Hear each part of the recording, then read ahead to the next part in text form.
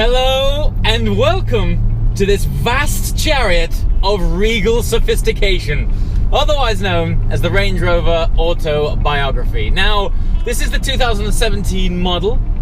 Collected it all of 3 days ago, and if you're a regular subscriber to this channel, you'll probably be wondering why I bought another one. Because that's right, I did have the ownership of one for the last 3 years. It's been fantastic, but it has accumulated 60,000 miles and began to develop a whine on the gearbox, which I wasn't feeling all too comfortable with. So anyway, took a drive in the 2017 model, really enjoyed it, and decided to upgrade. However, if you're also a regular subscriber to this channel, you might quite rightly be questioning, why do you have a Range Rover sitting alongside an RS6? Well, there's two reasons.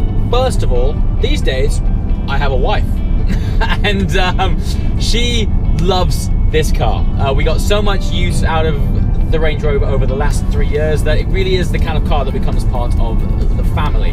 And it was just, the old one was just starting to get tired and beat, and we decided to upgrade it, but we still wanted to keep one because they are brilliant all-round cars.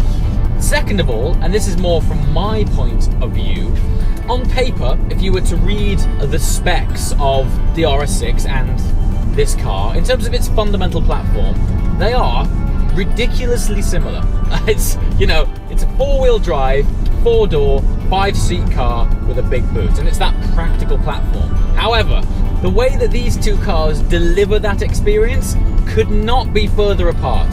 Now, yesterday I drove the RS6, and that thing just attacks tarmac. In fact, in my previous video in that car, I think I referred to it as the tarmac terrorist, because it's just got so much torque and power, and it's such a sort of performance-orientated practical car that, for all of its qualities, it's never actually that relaxed. It's never too chilled.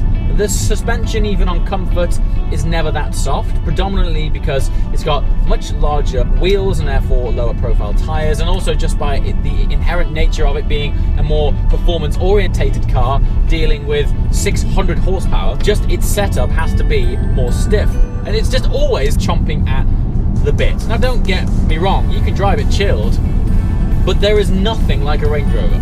When you get in it and you close that door, and the soft closed doors, it locks you in your own personal vacuum that isolates you from the rest of the world. And you can say that a Bentley does that and a Rolls Royce does that, and yes, they do, and they do it very well. However, the difference when you get into a Rolls Royce is that you sort of sit down into it. With a Range Rover, you step up on it, and you assume this entirely different perspective of the driving world around you. I think people underestimate how much of a dramatic effect your seating position has on the overall experience of you driving a car. Now, this thing, you climb up into it and you can assess and survey the world around you. I love looking over hedge tops, seeing the world from a different perspective, an angle which I definitely don't normally experience in sports cars, and even the RS6. That elevated ride height just adds an entirely different experience, and it's one that I really enjoy. Now, to further back up and reinforce the reason why I like this car from a chilled mentality point of view, is the subtle spec changes that we opted for on this car versus the previous Range Rover. We've gone for a smaller wheel size. Aesthetically, I'm not so pleased, which I knew and I expected. Just by having a smaller wheel, it just doesn't look as aesthetically pleasing. However, with smaller wheel comes larger tire, and this is the key thing here. We've opted for the larger balloony tires. The ride qualities, and this thing rides on a bed of air. You waft along, it absorbs bumps and grids with little effort. It just skips over things, and the more I drive it, the more I picked up on that, particularly driving roads that I'm very familiar with and that I drive day in, day out. When I go over certain bumps and potholes, this thing just skips over it without batting an eyelid, and it's a very smooth environment in which to be. Now, the other thing, the early Range Rover we had was a 2014 car. Even though it was registered in 2014, its platform was a 2013 build, and as a result it had the old school infotainment system and the old dash. When you used to start that car up, it would take a fair few seconds for the computer to kick into gear and allow you to interact with it in order to, I don't know, access the sat-nav or the radio. Even the reverse camera would come on very slowly, in terms of I'd have already done my reverse maneuver before it had even turned on.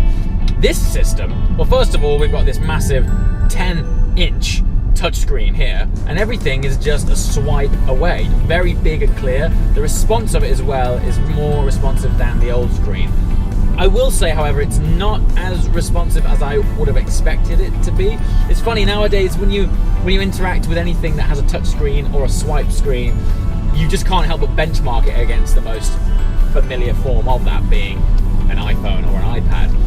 When I see iPhones, which are like this thin, this big, and they are absolutely razor sharp and instant, and then you see this thing with a 10-inch screen and a computer behind it like this big, why haven't you made it so it's like ultra super responsive and crisp? I don't know.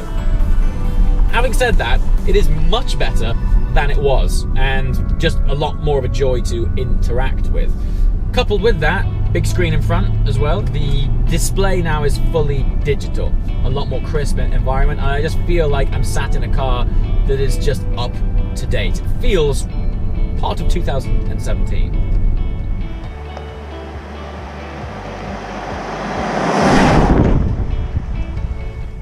The interior quality too. Now, I never complained about the interior quality of the original car that I own. You step into it and it feels very premium.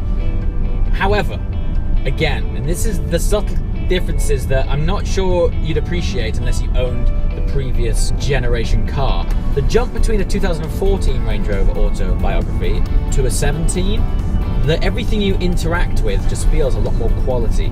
The headliner is, I mean, they've got all this lovely perforated leather. The extension of the leather as well feels more complete throughout, and it really adds to the ambiance being in a very luxury environment. We opted for the more sort of traditional wooden effect interior. That makes it feel very land of gentry and countrified. Which brings me around to the spec on the outside. Now, typically today is not incredibly sunny, and the car being driven through the rain is getting a bit dirty, but the colour is very interesting. So I've always been a fan of the traditional colour, which is British racing green, made famous on the likes of Aston Martins, particularly classic Aston Martins. Well, Range Rover have introduced a colour called ultra metallic British racing green. It's very similar to a colour they also do called Aintree green, which is a lot more of a flat conventional colour. Think of Aintree green, but with a very heavy metallic fleck in it. In the sunshine, this thing pops hard, and I actually love the sculpture of the Range Rover. It's one of the reasons why I opted for another Range Rover.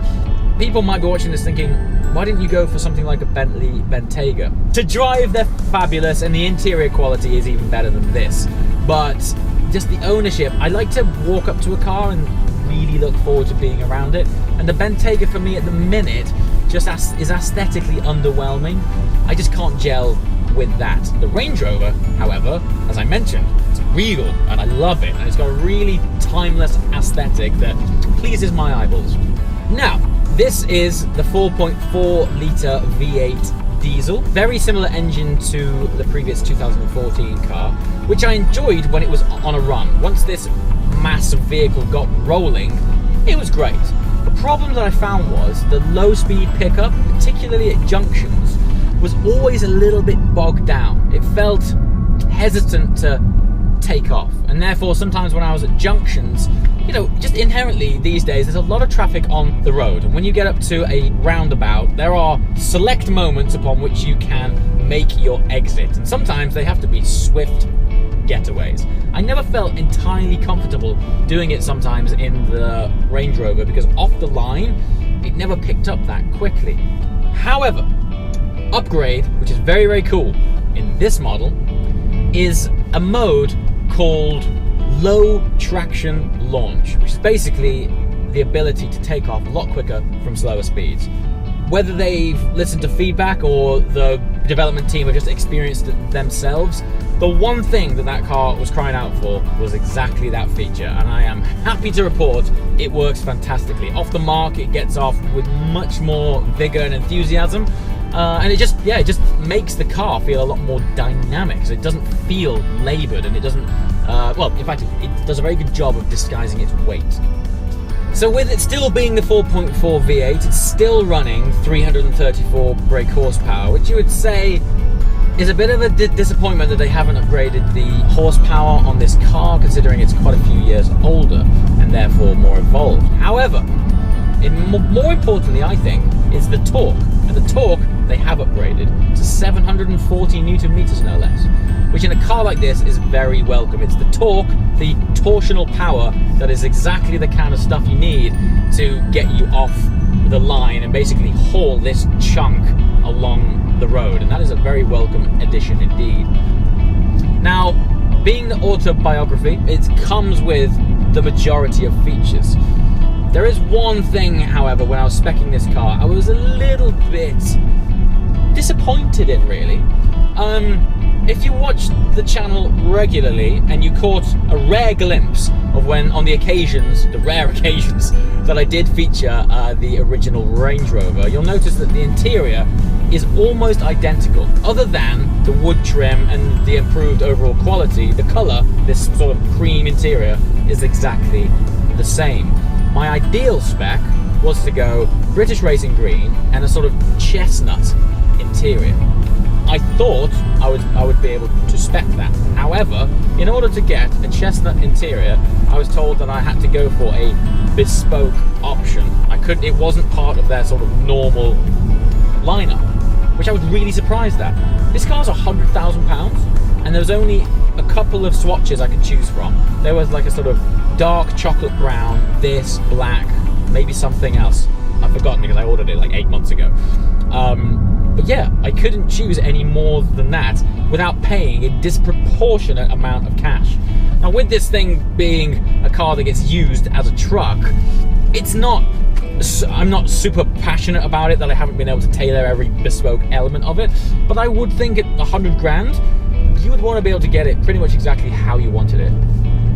So there you have it. This is the new car, the new chariot of sophistication, and yeah, it's going to make more appearances on the channel. I know there's a good chunk of you out there that just enjoy a good quality practical truck, and here it is, and I'm here to yeah, feast your eyeballs some more on it. So let me know, please let me know in the comments below the kind of stuff that you want to see with cars like this. We've got our access to the RS6 and this regularly, well, anytime we want. So yeah, I'd love to know the kind of insight you guys want and ideas as well, because I love hearing your feedback and activating on that. Lots more to come with this. Ultra metallic British Racing Green paint, needs a bit of TLC, and we're probably going to get this thing paint protection filmed, because it is a beautiful paint and I want it to last. With this thing being used day in, day out, it's going to take a pounding, so that's coming soon. There's actually some really quite shocking interests that have come as a result of getting this thing straight from factory that will be highlighted in that video, so be sure to look out for that. As always, guys, thanks for watching, and I'll see you next time. Ciao.